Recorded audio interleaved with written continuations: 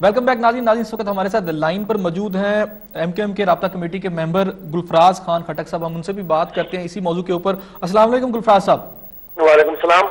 अच्छा गुलफराज साहब, ये बताइएगा कि इस वक्त एक तरफ तो एमक्यूएम का मसला चल रहा है पाकिस्तान पीपल्स पार्टी के साथ, दूसरी तरफ हम देखते हैं कि मुस्लिम लीग नून के सरबराह मियां मोहम्मद नवाज शरीफ साहब ने खासा एमक्यूएम के खिलाफ उनको लताड़ा उनकी पॉलिसियों के ऊपर।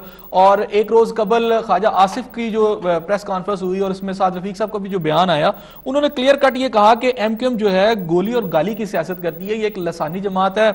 और उन्होंने ये भी कहा कि जी जो जितना भी कराची में कत्लो गारतगरी हो रही है, बत्ताखोरी है और इस तरह के जितने भी लॉलेसनेस है, इसमें एमक्यूएम बराह रास्त मुलविस है।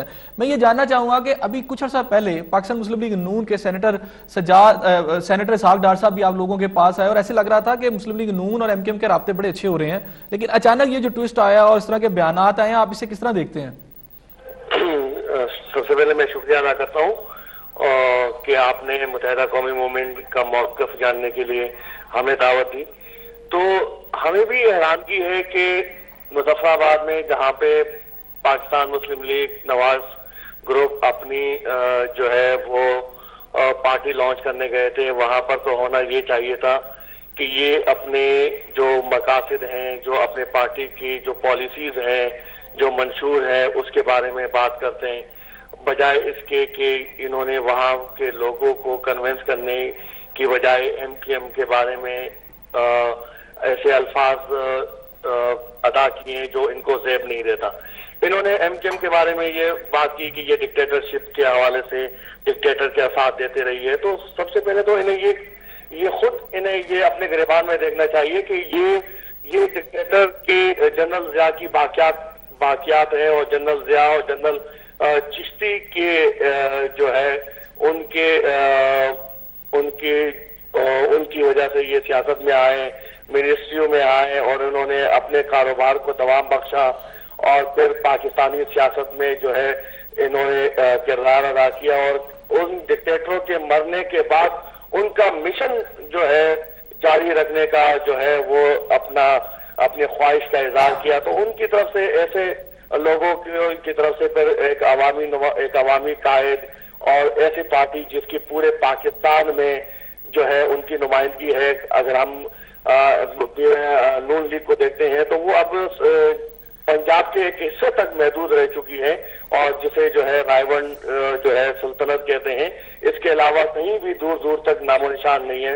और इसके अलावा ऐसा शख्स जिनका किरदार जो है सवालिया निशान हो, जो आवाम से, जो लाखों आवाम से, करोड़ों आवाम से दरोगोई से काम लेता रहो, झूठ बोलता रहो और फिर जो है आप किसकी बात कर रहे हैं? आप मियां नवाज शरीफ साहब की बात कर रहे हैं या मियां शहबाज शरीफ साहब की बात कर रहे हैं?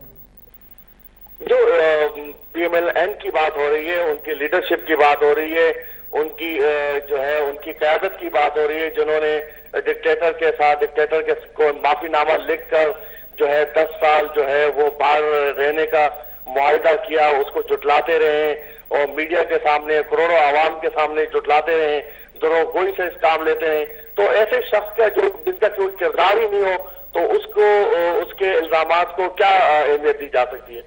अच्छा, इसमें मुझे बताइएगा गुलफराज साहब, एक बात बड़ी अहम की कल मुस्लिम लीग नून के रहनुमाओं ने उन्होंने कहा जी कि ये वह जमात है एमक्यूएम जिसके जो कायद हैं वो उनकी नेशनलिटी पाकिस्तान की नहीं है, वो बरतानिया की उनकी नेशनलिटी है। और ये बताएं कि आप वो सियासत के बारे में बड़ी बातें करते हैं, वो बताएं कि पाकिस्तान कब आएंगे। और साथ उन्होंने आपके जो अल्ताफ हुसैन साहब की तरफ से जो मुनाजरे का चैलेंज आया था उसे कबूल किया है। तो क्या आप इस बारे में क्या कहते हैं? क्या उनकी बात दुरुस्त नहीं है कि जो क़यादत है एमक्यूएम की वो पाकिस्तान की, उसकी तो इस वक्त नेशनलिटी नहीं है? सबसे पहले बात ये कि जो ये लोग जो इल्जाम लगाते हैं वही लोग जो है कि अगर दांत में भी इनका दर्द हो तो लंदन जाते हैं और वहीं पर एपीसी बुलाते हैं, वहीं पे मीटिंगें करते हैं, वहीं पे जो है अपने फ्लैट खरीदते हैं, अपना कारोबार, सारा बिजनेस, जितनी भी प्रॉपर्टीज है, इनका तो पाकिस्तान से कोई ताल्लुक ही नहीं है। पाकिस्तान के लिए तो सिर्फ ये आते हैं कि सादा लोग आवाम को ये बेवकूफ बनाकर इक़्तिदार हासिल करे और वज़ीर आज़म बने। और इसके अलावा इनका पाकिस्तान से किसी भी तरीके से जो है ये इनका कोई ताल्लुक नहीं है।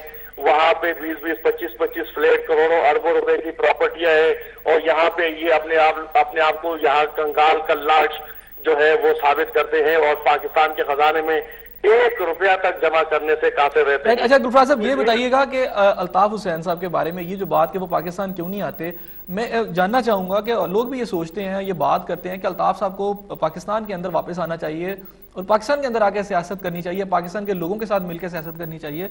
पाकिस्तान के अंदर उनकी पूरी हैं शाखें, जैसे आप बात करते हैं कि पूरे पाकिस्तान में अगर ये शाखें फैली हुई हैं तो पाकिस्तान क्यों नहीं आते? जैसे तमाम लीडरशिप को थ्रेट्स हैं लेकिन तमाम यहाँ लोग मौजूद हैं, वो क्यों बाहर बैठे हुए हैं?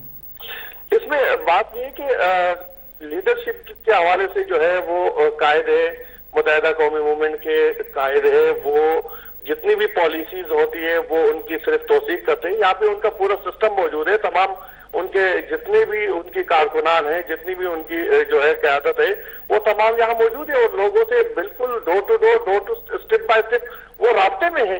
तो और दूसरी बात है कि जितने भी यहाँ पे जो लीडरशिप यहाँ पर आई है तो वो सिर्फ या तो किसी ने वज़ीर आज़म बनना है या वज़ीर आला बनना है। इसके अलावा क्योंकि उन जितने भी ओहदे हैं वो तो उसके खानदान के लिए ना, कारकुनों के लिए तो उन्होंने कुछ रखना ही है।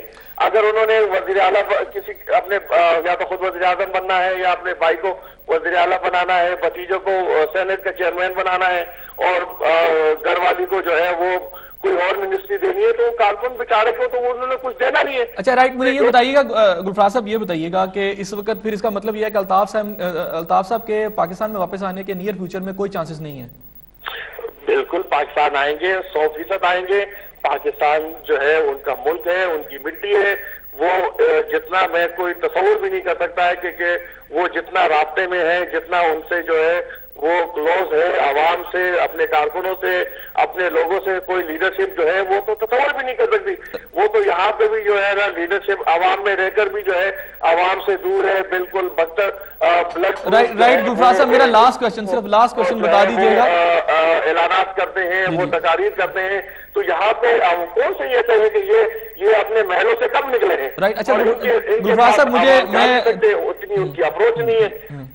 मुझे आपसे लास्ट क्वेश्चन, मुझे ये बता दीजिएगा कि अल्ताफ साहब ने ये कहा था और एमकेएम की क़यादत ने ये कहा था कि जो म्यूजिक शुरू किया मियां मोहम्मद नवाज शरीफ साहब ने, वो हम लाहौर आके बजाएंगे।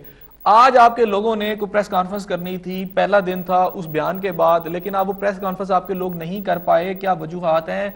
क्या पंजाब गवर्नमेंट ने इसकी इजाजत नहीं दी या आप लोगों को कोई दबाव डाला गया? ये थोड़ा सा हमारे व्यूअर्स को बता दीजिएगा। नहीं, ऐसी कोई बात नहीं है। बिल्कुल इंशाअल्लाह अज़ीम हमारे साथी प्रेस कॉन्फ्रेंस, अगर जो तंजीम के हवाले से, जो पार्टी के हवाले से जो पॉलिसी होगी, कोई भी जो पॉलिसी होगी उस पर जो है वो जो है उस पर अमल पैरा होंगे। ये अब ऐसी कोई पार्टी की जानिब से जो ग्रास रूट की वहां से कोई ऐसे इतलात नहीं आई है कि उनको किसी किस्म से या उनको प्रेशराइज किया गया या उनको दबाया गया है।